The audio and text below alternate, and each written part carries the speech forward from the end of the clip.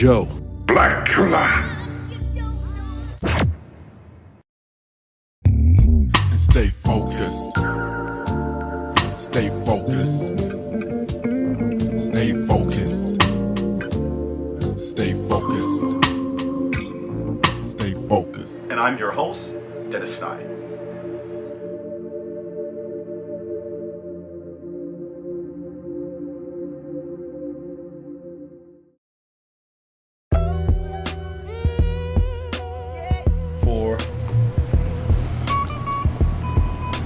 You're in tune to Chicago's most popular college music radio station. 89.3 is WKKC. This is FocusTalk, the thought-provoking, solution-oriented talk show daring to make a difference in our communities. We're talking on a regular basis because the answers really matter. What are we talking about? Well, we're talking about politics, religion, personal development, education, history, music, and then from time to time, we are spotlighting positive people who are doing positive things right here in the Inglewood community, throughout the Chicagoland area, as well as the entire United States.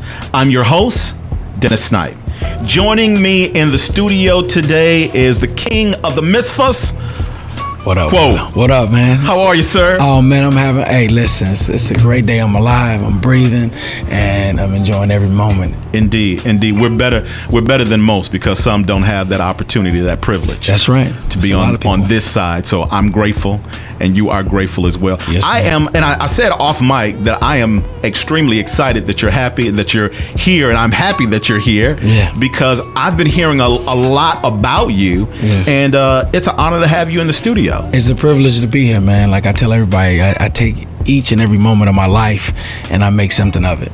You know. Tell me a little bit about yourself. Who is KWOE? KWOE. Well, I'm actually from. First of all, I'm a man. I'm a black man. I am originally from the west side of Chicago. Okay. I'm a Level Next music recording artist. I'm an entrepreneur. I'm the owner of Flow Entertainment. It's an interactive DJ company. I specialize in private events like bar mitzvahs, bar mitzvahs, corporate weddings, sweet 16s, anniversaries, and we do a lot of high-end parties, a lot of private high-end parties. I'm also the founder of the KWOE Foundation, which is a 501c3 organization here in Chicago. Okay. Now let's unpack that and take it step by step. First of all, you are a recording artist. Yes, you said Next Level? Level Next Music. Level Next Music. Next Music recording. Now unpack that for me. What is Level Next Music? Level Next Music is a recording. It's a few things. DPMG is Dupe Production Music Group, and Level Next Music is under that umbrella. Dupe Productions is owned by DPMG. Dupe Productions is owned by Ivan Dupe. He's a music producer, friend, mentor. He's a writer, producer. We have a production team with DJ Ajanra, Taylor Mallory, Richard Patterson, who's a well-known bass player, and we're a production team. Ivan decided to form a record label, artist development, which eventually turned into a record label to sign groups and sign artists that are doing something positive with their music, doing something positive with their art, giving us the real life, trying to inspire others, So the label is, it's one of those places where you can go and really be a positive artist, where you can go and, whether you're talking about your personal experiences in your life, whether you're talking about how bad you used to be and how good you are now, and how you're trying to take things to another level in your life. So, it's a family, it's a team of people who came together for one purpose, and that's to really shine with our music. It's really to shine with the blessings that God have given us. So, that's what it is. So, KWOE, how did you get started in the music side?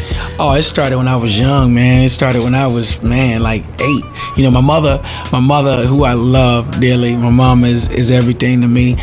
She was in a singing group. A disco group called Coffee, and they had some pretty pretty big disco songs out, and that's how it started. Just going to her rehearsals and going to the YMCA and watching them rehearse, and going to their different practice places to watch them rehearse. And I always had a love for music. I was watching musicals like The Wiz. I love Michael Jackson. Everybody, I don't care who you is. I'm saying, from the hardest rapper to whatever. You love some Michael Jackson. You know what I'm saying? So I watch. I love Michael Jackson. It started when I was young, man. Like, just music in general, just the way it made me feel. It always made me feel, free from, what the circumstances were. Now, was your dad musically inclined as well? My father was in the singing group. They were called the Steelers. He was in the singing group with like his brothers. But my father really was never in my life. Just to be honest, he was never a part of my life, and me growing up and raising me and helping me become a man. He wasn't in my life. He passed away about 10 years ago or so. But I still loved him. Still my father, but he just wasn't in my life. Yeah, he's a Rolling Stone. Yeah, but you acquired his musical ability. Of course, I think so. I think it was passed through. Okay. To me and my brother. Because my brother's one of my brother works with me as well, and he's a DJ, pretty good DJ and stuff. So, yeah. So when did you figure out that this was something that you really liked, that you really wanted to pursue and do something with? I remember, I was in 7th grade, and I was the scarecrow in The Wiz for the play at the school. We had to do like a say no to drugs kind of thing, and I was the scarecrow, and we had to be creative and come up with a way to incorporate say no to drugs. That was like the campaign. Okay. And so we did that. As the scarecrow, I had to dance. I love dancing and stuff. So I was able to do it, and since then I was like, man, being up on stage and people, clapping for you because you're dancing and doing a good job. That was like everything to me, So it's like I'm doing it. I love it. Okay. All right. And so then you progressed and went to the next stage as far as entertainment, music, and so on and so forth. Well, I'm from the west side of Chicago, man. I was born in Henry Horner, and later moved, to K-Town, and then West Garfield Park area, Hamlin and Fulton, Avers and Lake Street. And at that point, as time passed, I, due to, some bad decisions, I turned to the streets, 16 years old out there, just, doing what I thought I needed to do to have a new pair of shoes. I had one pair of shoes for the whole year. So I was really out in the streets. I turned to the street life. Didn't have that positive black male role model in my life. So I turned to what most kids my age did. I turned to the streets. I turned to looking for that love outside of the home. My mama, she gave me all the love she can give me, but she's still not a man. So I'm looking for that male figure. Who's that male figure in my life when I really didn't have that. I had uncles and stuff, but they were close to my age. My mother was the oldest out of 11 siblings, so her brothers, some of her brothers were closer to our age, like she had us at a young age. And I turned to the streets, man. I turned to the guys that showed me love and that protected me, and I felt that, helped me make money. They showed me how to maneuver in the streets. My boy Chief, may he rest in peace, and guys like Al and Vess and just a whole bunch of guys that I got love for from that area. The Rags family, just a lot of people that showed me love and cared for me, And so this is where you learned your basics. You cut your teeth out in the streets, hanging out. Yeah. And basically went from the streets to the next level. Yeah, it's something like that. Yeah, it was something like that. I had to, I had to learn a lot. I had to learn a lot while I was out there. I learned a lot, how to sell drugs. I learned how to do everything, that came with that. Like how to make money was my whole thing. Eventually got kicked out of high school for, not attending because I was out selling drugs. Okay. So I wound up getting kicked out. The reason why I even went to the streets was because I didn't have nothing. I felt like I didn't have anything. I had love. My mother gave us a lot of love, but I felt like I didn't have much. So I did what I had to do for a few years, and as I'm doing that, I'm loving music. You know, I'm still loving music. Music was still a part of what I love. So I hooked up with my older brother, and we formed a group called In Disguise, and it was like, yo, we got this group now, and I'm like, we can do this. You know, like I like writing songs. I was the youngest, so they were looking at me like, what this boy gonna know about writing? You know what I mean? Like, what is he gonna? You know, I added to their dance, and they were like a dancing group basically, and I added to some music that they had. They created this music and was just dancing to it, and I was like, yo, I took it and put some words to it. So you had some skills as far as rapping. Yeah, at the time, yeah. You know, when you're young, you thinking like, oh, everything you write is golden, you know. So I'm with them, and I just started really writing and start really liking music. While I was in the streets, I'm like, yo, I still like music. So we perform, and now we getting to do the different park districts and the different competitions, and we going around and we dancing and rapping and singing, doing that whole thing, and my love for it just grew stronger. You know, it started just growing stronger, and the guys from the neighborhood, the OGs from the neighborhood, they was like, the old heads was like, yo, you got a talent, you got something special. Y'all got something. And they started, you know, my boy Chief started investing, my boy Vest, you know, they started investing like little money in our outfits and things like that, you know, in our fits. So it was just really, it was just a really great experience, you know. So as that continued to go, we started opening up for different artists, and we started performing more, and my love for music just started growing.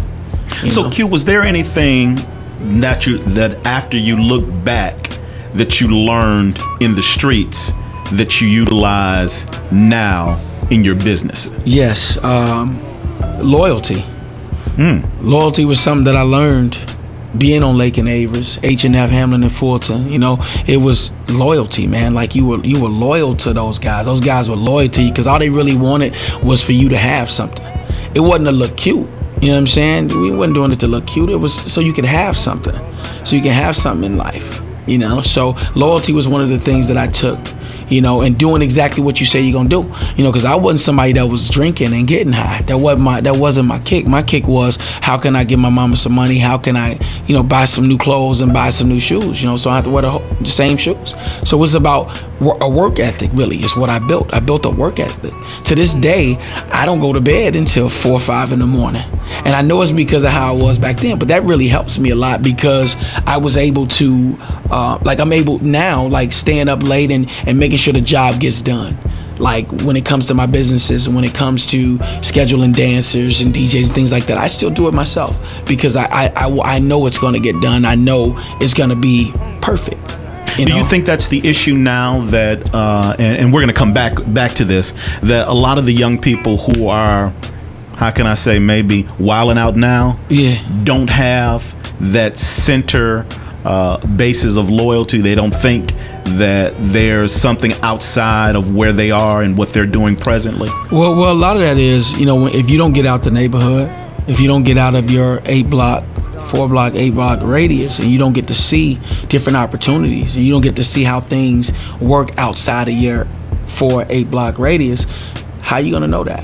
Who's teaching you that? If a lot of black men are in jail, a lot of black dead are in jail, or just not there, just deadbeat dads. That's just the truth. Mm-hmm. So if you don't have that, someone to show you that, like no one showed me no one taught me how to have a bank account. No one showed me, you know, how to take care of my daughter. I had a baby at 16. No one showed me that. No one told me you got to be married before you have kids. Nobody ever showed me that. So when I think of like the new generation now and what they going through, man, they no one taught them. The people say, well, you know right from wrong. Of course you do. Everybody knows right from wrong. They do? I think everybody knows right from wrong. Come on, we learned that at a young age, right? We learn right from wrong. Mm-hmm. But when you in certain circumstances, you turn a blind eye to right and wrong sometimes. You just go for whatever. When you hungry, when you feel like you don't have nothing, when you feel like nobody loves me, nobody care about me, you just go for whatever it is you got to go for to get to that next place in life. Because something that I always did after I stopped selling drugs, I had to make a decision because the man I loved, the man that I cared about, the man that cared about me, the man I looked up to, he was murdered. He was shot quite a few times in the face and murdered. And that hurt me to this day every time I talk about it. That was the person that showed me, talked to me about girls, talked to me about how, you do certain things, how to maneuver.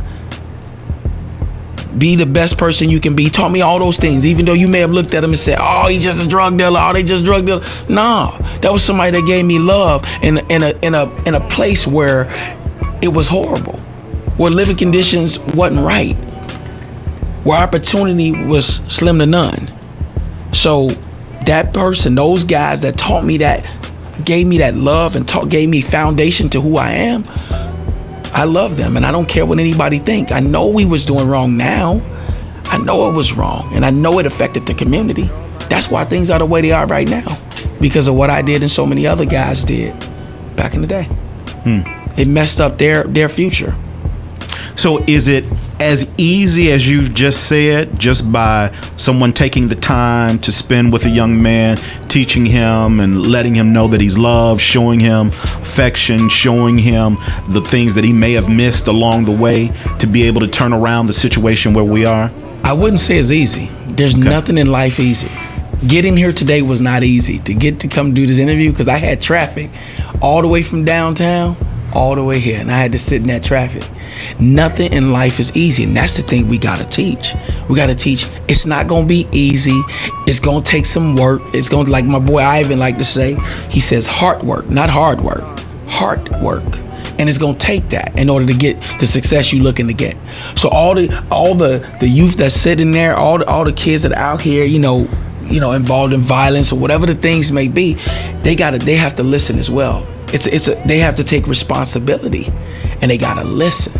And anybody that's doing it and you're successful, whether you're a basketball player, an actor, somebody famous, somebody with some type of something that can inspire these kids, you can't give up on them. You gotta keep trying to reach them. And the way you do that, you gotta spend time. You can't just talk about it. You can't just be like, oh yeah, I love going to visit the kids, on the south side of Inglewood. I love going out west. You can't just say that. You gotta go. You gotta go and you gotta listen. You may not agree with what the kids are saying and what they feeling today. You may not agree with it, but you still gotta listen and let them know you can trust me. I understand. I too used to be 15. I too used to be 18. We gotta sit down and we gotta listen, because they're going through something. There's a lot of emotional issues there. There's a lot of issues of, my father is not in my life. He dead or he in jail. He don't care about me. Nobody cares about me. I have nothing. And if they're in that state of mind, we got to take the time to listen, because that's the first step, to listen. They got dreams. Everybody got dreams. Everybody dream big. Everybody. And those dreams turn into hope. You feed the dreams. As they get older, it turns into hope. Eager expectations of what's not seen. It inspires them. So we got to feed their hope. Even if you got somebody that's in the gang and he walking around with hammers, you know what I mean? Walking around with guns, and you trying to reach him, you got to listen to him, and you got to try to let him know you don't have to do it. I know you think you got to do this, but you don't have to. Now, if he listens, man, that's great. He hears you, but if he listens, really listen, you can probably make a difference in his life. But if he don't hear you, if he takes that hard road and he just decides he don't want to listen, he or she, and they decide they don't want to listen, all you can do is pray for him, man, and continue to try to be a positive influence in their life with your actions. Cool. We're going to take a break, and on the other side of the break, we're going to come back and talk about the fork in the road, or the changing point for you. Yes. How did that happen, and how did you become the incredible entrepreneur, businessman, father that you are now? Yes, sir. I'm ready. You're in tune to Focus Talk. We'll be right back right after this. You're watching Focus Talk TV With your host, Dennis Snipe.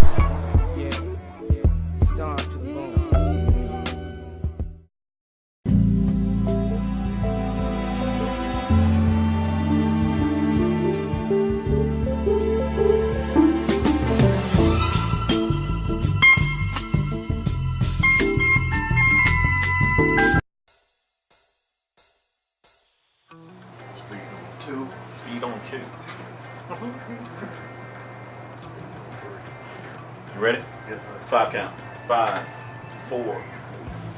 You're in tune to Chicago's most popular college music radio station. 89.3 is WKKC. This is Focus Talk, the thought-provoking, solution-oriented talk show daring to make a difference in our communities. We're talking on a regular basis because the answers really matter. What are we talking about? Well, we're talking about politics, music, history, television, and then from time to time, we are spotlighting positive people who are doing positive things right here in the Inglewood community, throughout the Chicagoland area, as well as the entire nation. I'm your host, Dennis Snipe. Joining me today in the studio is Miss Tammera L. Holmes, who is the founder and president of Aerostar. How are you today, Tammera? I'm doing great, Dennis. Thanks for having me. Thank you for coming out and being a part of today's show. Now, what we can do, let's start from the beginning because we got a lot to talk about. What is Aerostar? Aerostar is a company that I started almost 10 years ago. We make 10 years next year. I originally began the company to do airport consulting, which is my background, airport planning and design. My degree is in aviation management. And along the path, I realized and recognized that I was not only a unicorn, but a unicorn with wings, literally an African-American female in aviation. And it startled people to find out what I did for a living, so much so that I felt the need to give back and start to teach kids about what I did for a living. And that turned into running aviation programs throughout the School Matters, and now being one of the only nationally recognized organizations providing aviation and aerospace education to youth, kindergarten to career, actually. So we're really excited about that. Wow. Absolutely incredible. Now, for the most part, when you think about flying, well, at least I think about it being something that's out of the norm or out of the realm. But how did it all start for you? Well, it started for me. It wasn't out of the norm for me because I was a young person that was interested in activities that led to consequences, most of the time not positive. And so it gave me, when aviation was introduced to me at 16 years old, I was in a really bad spot. Just very rebellious, disrespectful, angry, always fighting or getting into different altercations with adults and classmates alike.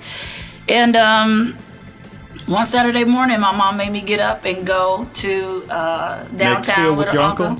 Go to Maxfield, and I showed up, and it was a bunch of black guys down there giving kids airplane rides, and I was like, this is extraordinary. He let me fly the plane, and we turned the plane around. I was flying over Lake Michigan on the most beautiful day, and I said I could do this for the rest of my life, and that was it.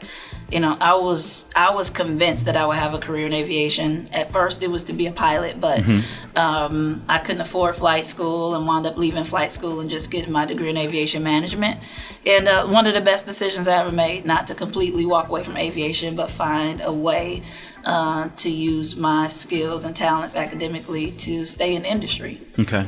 So now, from that fateful day as a 16-year-old kid going to Maxfield, how did it get to where you are now? What were the steps?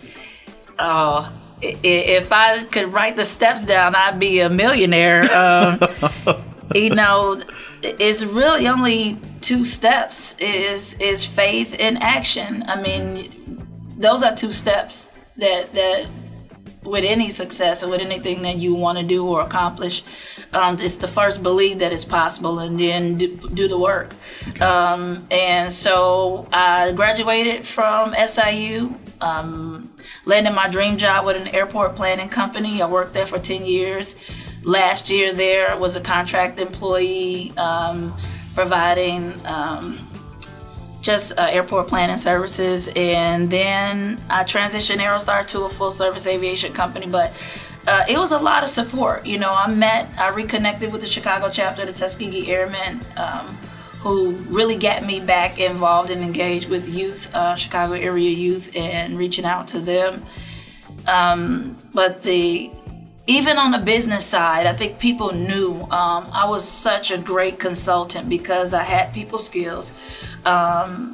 but I was also highly technical, which is a brain pairing that you don't usually see. You don't usually see people that's left and right brain. Okay. You don't usually see social geeks, social tech geeks. And so I found my niche in doing aviation education and consulting by staying true to who I was as an individual and not allowing corporate to convince me to climb the ladder, which would end for me as an African-American female at the glass ceiling and the brown ceiling, if you will. And every step of the way, I found an advocate to go in on my behalf and to leverage my assets with what was to come, the next level. So even starting a company, I had support, from my boss, who was the vice president of the firm that I had worked for 10 years. Going out and starting youth programs. I had an advocate in the commissioner of aviation at that time, who was Rosie Andolino, Chicago Department of Aviation commissioner, who supported and understood the vision of getting minority youth in Chicago involved in one of the largest economic generators in the region and in the world, which is O'Hare and Midway International airports.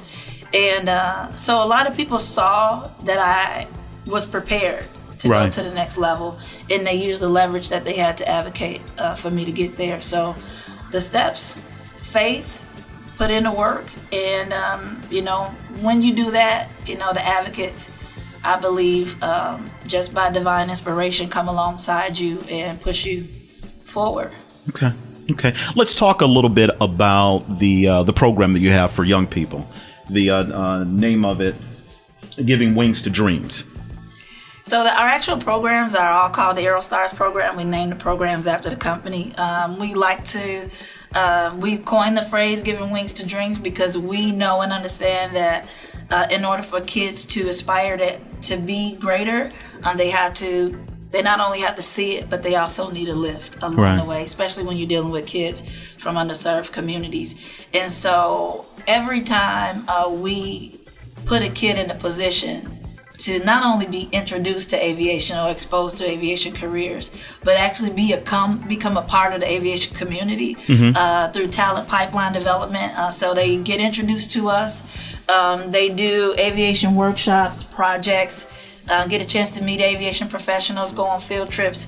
And once they get hooked, it's up to us to get them to what's next. So we do drones, remote control helicopters, remote control aircraft, flight simulators. We do airport projects, airline projects. We've had kids do everything from design their own model aircraft, concept aircraft, future aircraft, design their own airports, what an airport would typically look like into the future. We had kids do projects on space colonization, Mars colonization, and interstellar space travel, what the future of our presence as a species is in the stars. The t-shirt I have on today is "We are all made of star stuff." And that's what we get kids to understand, that their place in the world is automatically connected to, yes, aviation and aerospace, but also their community and at large, and how they can give back and contribute. So yes, we do aviation, but I believe aviation and aerospace are tools to get kids to understand the grand scheme of their role, not just in their families, but in their communities, in the economic system of the United States of America at large. So, Tammera, what is the response of the young people when they first enter into camp and they see everything that's available? We get a lot of different responses from kids who are first interested, or some were like me, whose parents actually forced them to come to our program. Right. And unbeknownst to them, they are now studying aviation and aerospace when all they wanted to do was be on a basketball team. So a lot of the students, it's kind of half and half. We get the kids who they're going to be a pilot. Like, they wanted to be a pilot since they were 3 or 4 years old. Right. They come in there, want to showboat and tell us and show us everything that they already know how to do. They fly drones on the weekends. They got a remote control helicopter for Christmas, and we get those kids. But we also get the kids who are like, aviation, what's that? They don't have a clue. Right. So I have to start from the beginning and say, well, you know what the automotive industry is? And then they're like, yeah. And then I'm like, well, the automotive industry has everything to do with automobiles and cars. And like, oh yeah, you know, that's simple. I said, well, the aviation industry is the exact same thing. It has everything to do with airplanes. And they're like, oh, we got you, Miss Holmes, we got you. So it's like they have to get a lot of the exposure that we introduce them to. But I think the number one thing that we teach kids to help them get acclimated to our company and what we do is that aviation is a part of their everyday life. And that's when the light bulbs start to go off. When you say, you know, look at your basketball and see if it was made in Chicago. Look at all of the stuff you use, your hair supplies or your toothpaste. You know, look at the furniture in your house, or just find a tag on anything. Mm-hmm. And if it wasn't made in Chicago, it probably came via airplane from somewhere. You know, when we talk to the boys, mostly they are there because their parents made them come, unless they are some of the ones who want to be pilots. And we talk to them about how, you know, aviation is related to sports. You know, when Toronto plays Chicago, they're not on the tour bus, you know, coming to play these games. There's a whole industry around, and aviation touches almost everything that these kids are involved in. They just don't see it. And I get so many text messages from kids, sometimes at inappropriate times of the morning and nights. And Miss Holmes, I just saw a crop duster, you know, on my way to Indiana. We on family vacation. I'm like, boy, do you know what time it is? You are texting me at 5 o'clock in the morning that you saw a crop duster. But they start getting excited about the awareness now that they have of how aviation and aerospace actually impacts their entire life on a daily basis. It's extraordinary to see the transformation from the first week of camp to the last week. Some of our programs are 6 weeks, some of them are one-day events, some of them are 20 weeks long throughout the school year. We partner with After School Matters. We have 10 weeks in the fall and 10 weeks in the spring. So we run programs year-round, unlike most aviation organizations who only offer summer camps. But this summer camp this summer is very special because it's the first time that we'll be offering a program for grades 5 through 8 through a wonderful sponsorship that we received from the Boeing Company and NASA. So we're really proud of the partnerships that we've garnered as a small minority organization to partner with the biggest in the aviation and aerospace game on the global scale to serve Chicago students. I don't even know how to put any emotion around that, seriously. We're talking with Tammera Holmes, who is the president and founder of Aerostar. And I wanted to ask you, how does that make you feel when the young man or young girl calls you at 5 o'clock in the morning knowing that it's an inopportune time, but they're excited about what they've learned in class and they've become extremely excited about what you've taught them? How does that make you feel? You know what you're doing. You want to pull the waterworks out. I can't describe it. Mm-hmm.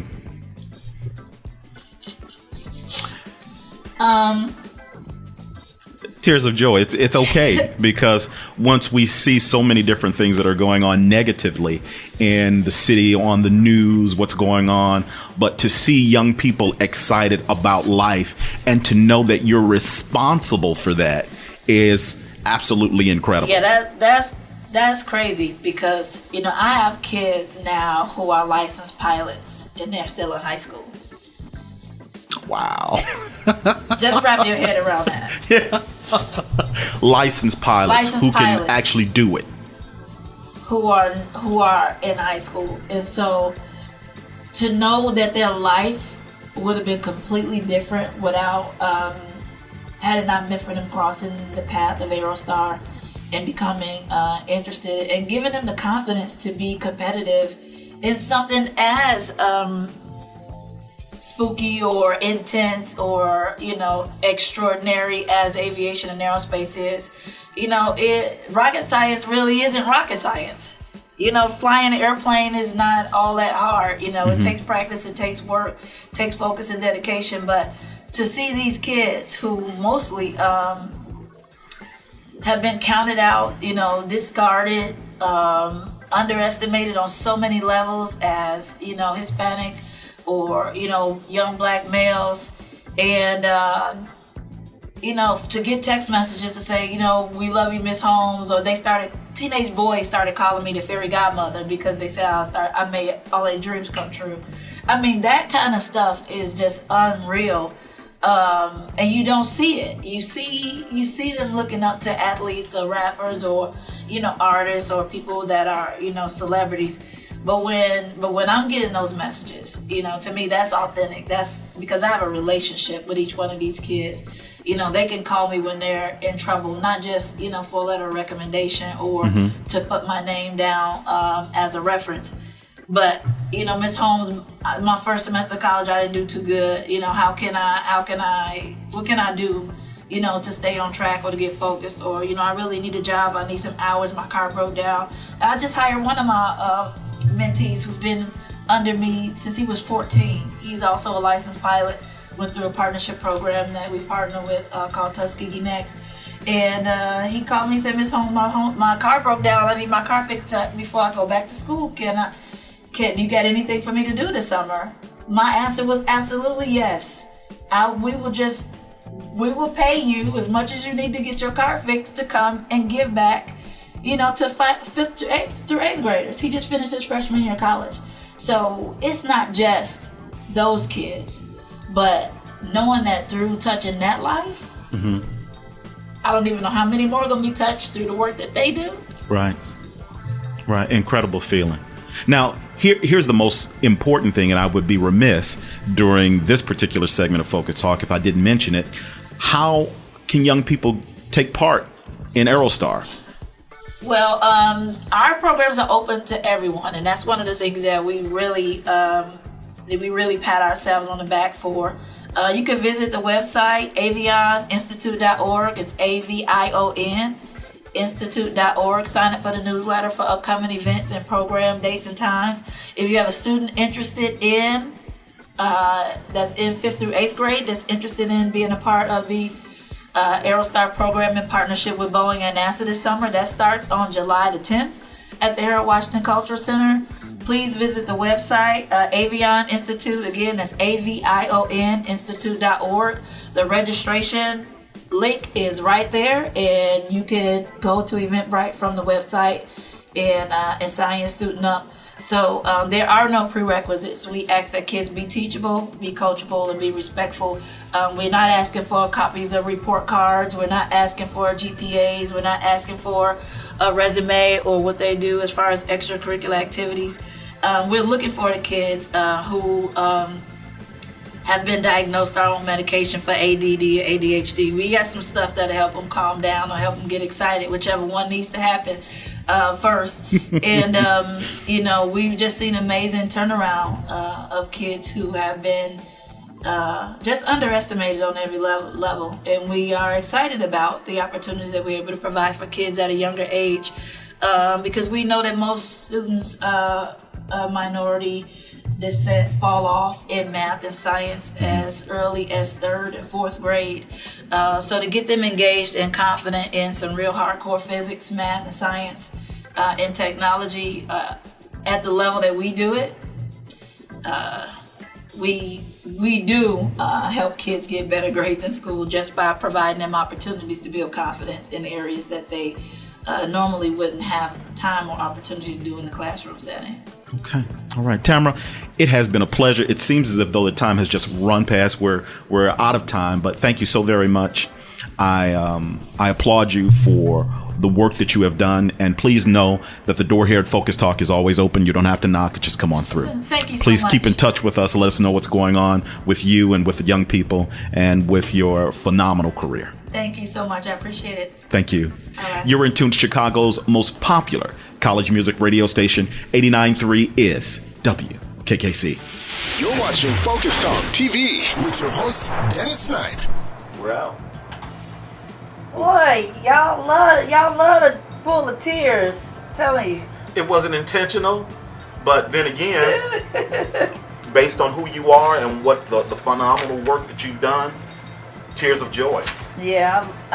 Because it's much better to have these tears coming about a young person growing and developing, as opposed to looking down at them in a body bag. Oh yeah, and I didn't bury too many of my own. Sir, can you start? Can you record some more? Okay. Because some of I need some more of that meat that you all were talking about. And you were just you the pro, brother. Just I'm.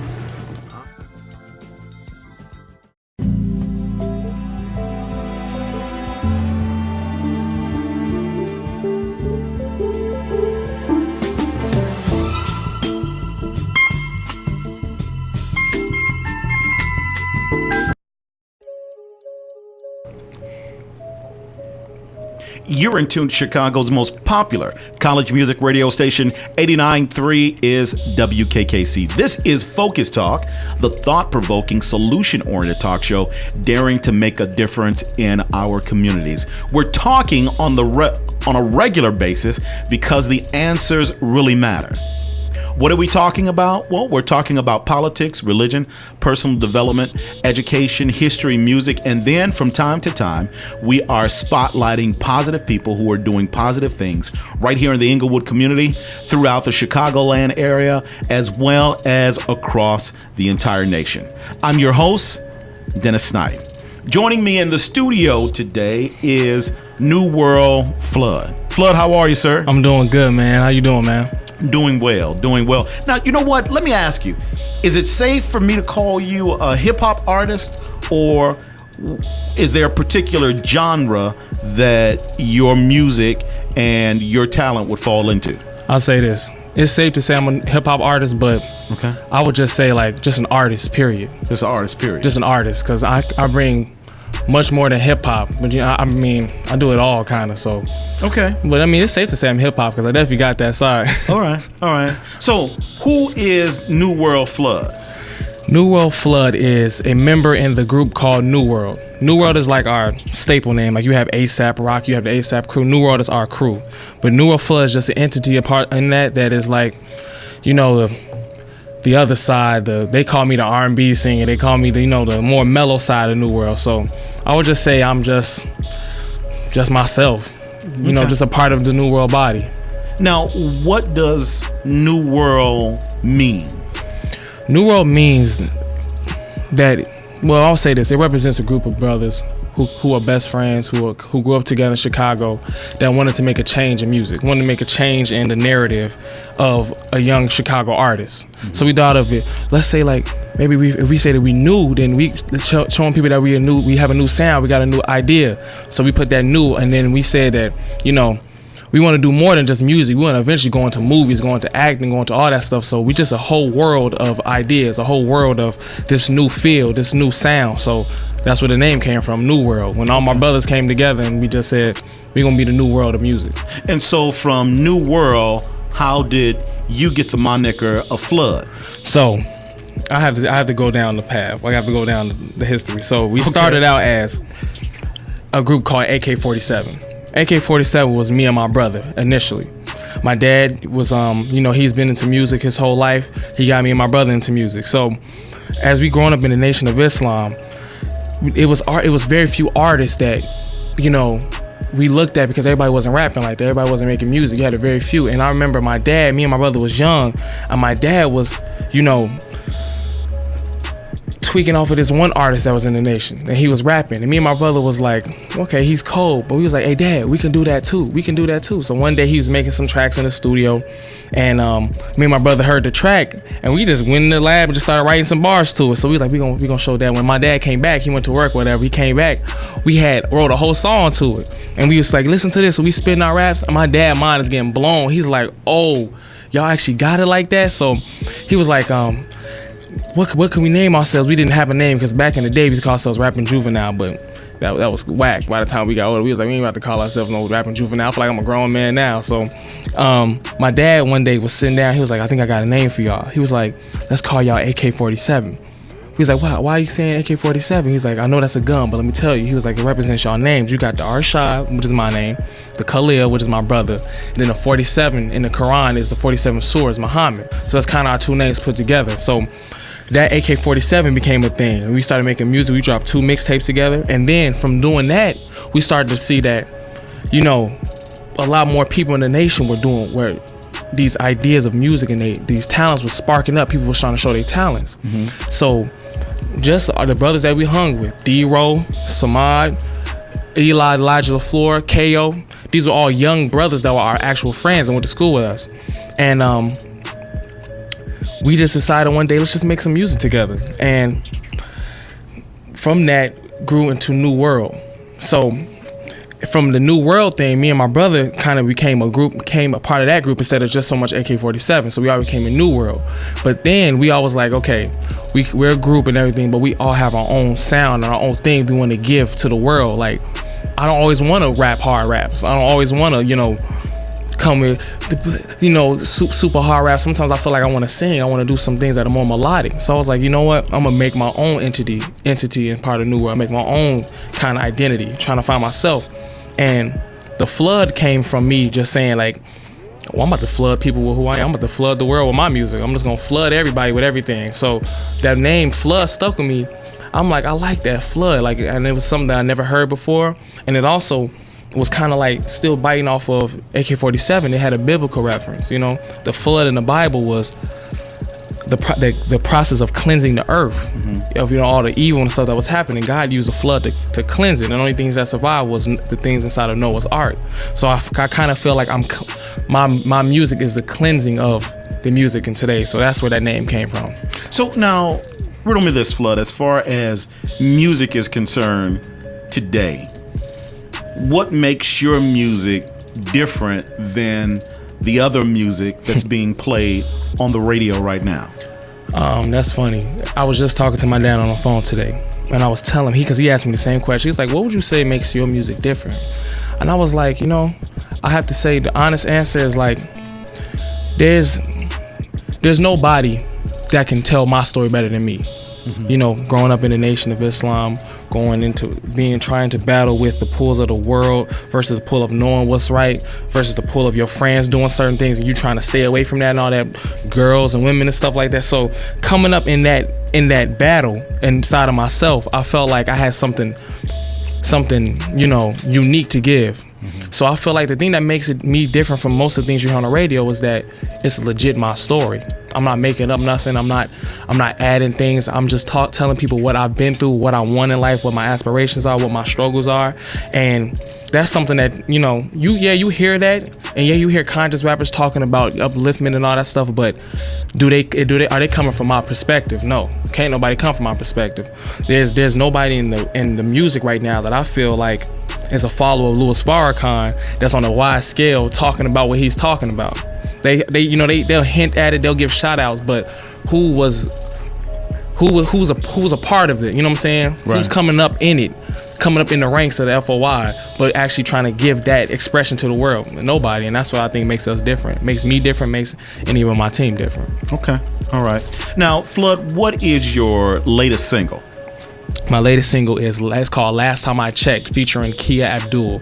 It's a song that, I'm gonna be honest, the song started out as me and my brother, well, you know, doing our thing, whatever, and we had some people that didn't like us for some reason. We soon eventually talked to them, but you know, they released a couple of songs dissing us low key. Yeah, so we so me and my brother heard the songs, and we was like, are they talking about us? So last time I checked, right? Okay. So we was like, are they talking about us in the song, whatever? So we listened more, and they released a blatant diss to us. A song out, they talking about my brother, had a little snippet of him at the end talking, trying to make fun of him and everything. So we was like, bro, if this is hip hop, like if you come at a rapper, what a hip hop artist does is we gotta clap back. So, okay. So my brother wrote his song. He wrote his first song called AC, and the song was AC, and it was him talking out basically venting. That's what the term the AC came from, because he was venting out how he feel, and he was trying to clear the air. So he came out, and it was a good song. He was basically trying to drop all the beef, saying we not on that. You know what I'm saying? We trying to uplift each other and everything. The artist took that as a diss as well, so they released another song. So then my brother and I and a few of the new, I was like, all right, now we off that, and we off that trying to be peaceful stuff. We finna go in and we finna fry them like we know we can. My brother released this song called Ease Up. I'm in the studio with him listening to Ease Up, and he's going in on them. We released the song. People that was fans of AK-47 at the time found the people on their page and was typing "It's New World," everything, putting worlds on their pictures and liking ours and sharing it all over, saying who gonna diss AK-47? Can't nobody stop it. So it was hilarious because we was just like, we just doing what hip hop artists do. We gonna clap back. But in that, we knew that they were going to eventually try to write something. So I went into the lab and wrote the song Last Time I Checked. And it was basically a declaration of last time I checked, you know, we worked for ourselves. Nobody gave us nothing. We're not asking for no handouts. We just trying to make music, trying to make a change. And we're our own bosses. Ain't nobody sign us, ain't no label. It's just us doing what we have to do. So what do you have to hate on? You know what I'm saying? So that's where the energy of the song came from. But before I released the song, me and New World and the people that was dissing us, we sat down, we was like, we listened. We had just seen the minister when he was talking to the artists, and he was basically telling them, stop the beefs, don't beef with each other, because that's just another tool the enemy uses to keep us divided. So we was like, we can't be in the nation and be beefing with our brothers just because it's a misunderstanding. So we end up getting them on the phone, talking to them like, yo, what's good? Like, what's happening? Like, what's going on? What's the problem? And they end up telling us that basically they was fans, and they said that to be big as your people you're a fan of, you go after them. So we was like, wow. We was like, what? Like, okay, so we squashed, needless to say, we squashed that beef, and the song never got aired, never got released as like a diss. Okay. So here we are, I think that was like 2 years ago. 2 years later, I'm in the studio. Now, before you go any further, yeah, why don't you set the song up for me real quick? We'll take a listen, then we'll come back. Well, this is my newest single. It's called Last Time I Checked by New World Flood featuring Key Abdul. Let's get it. All right.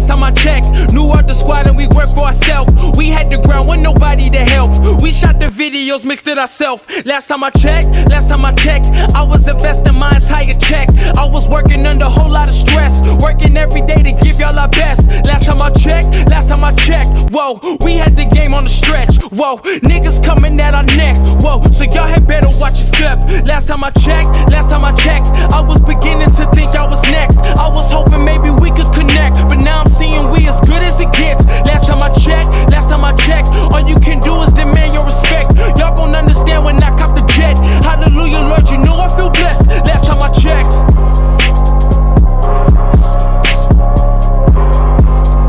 Ay,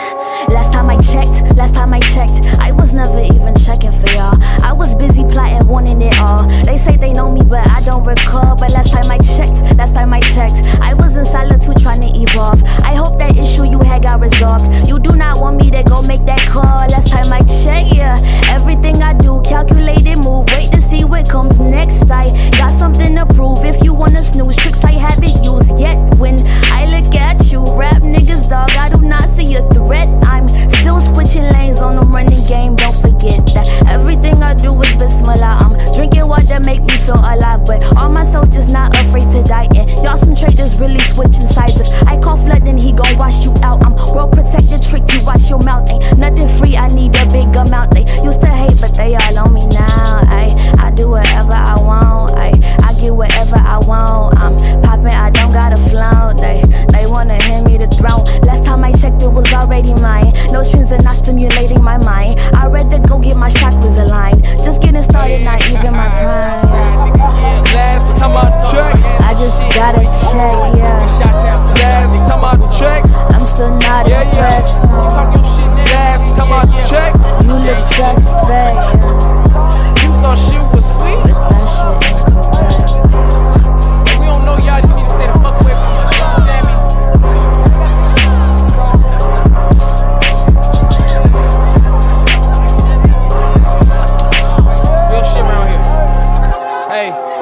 Hey, last time I checked. We're more than just music. 89.3 WKKC. This is Focus Talk, and that is the latest single from New World Flood, Last Time I Checked. Yeah.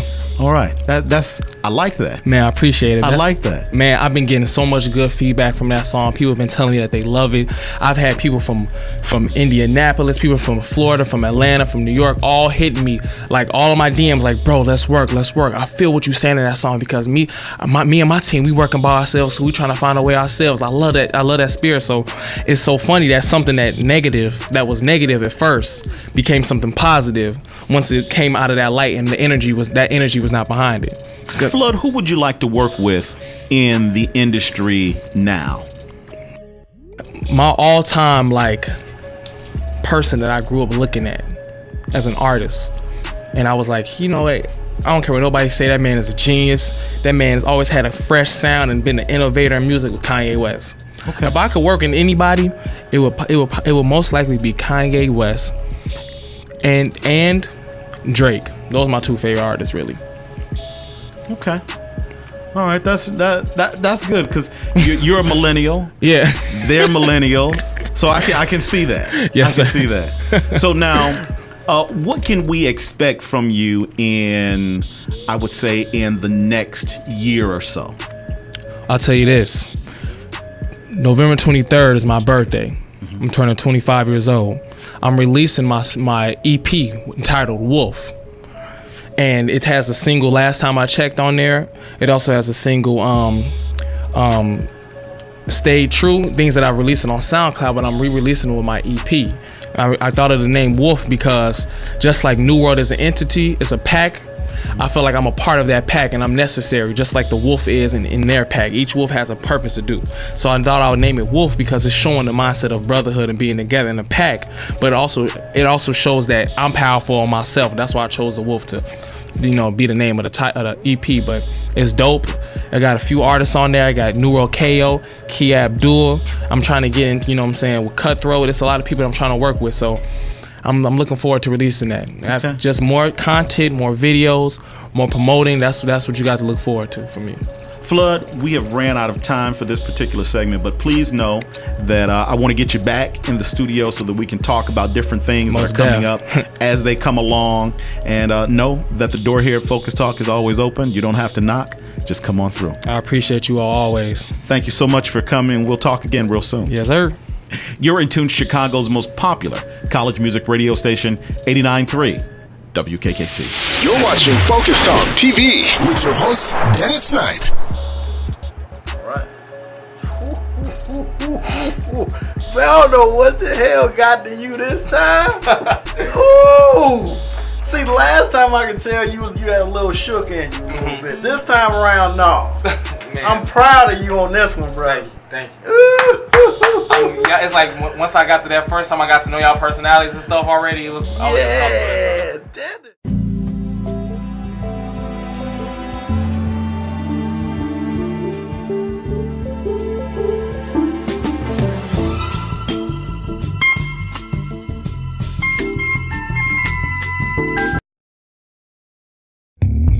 If you can't be a highway, then be a trail. If you can't be the sun, then be a star. Because it isn't by size that you win or fail, but be the best at whatever you are. If you can't be a highway, then be a trail. If you can't be the sun, then be a star. Because it isn't by size that you win or fail, but be the best at whatever you are. And stay focused.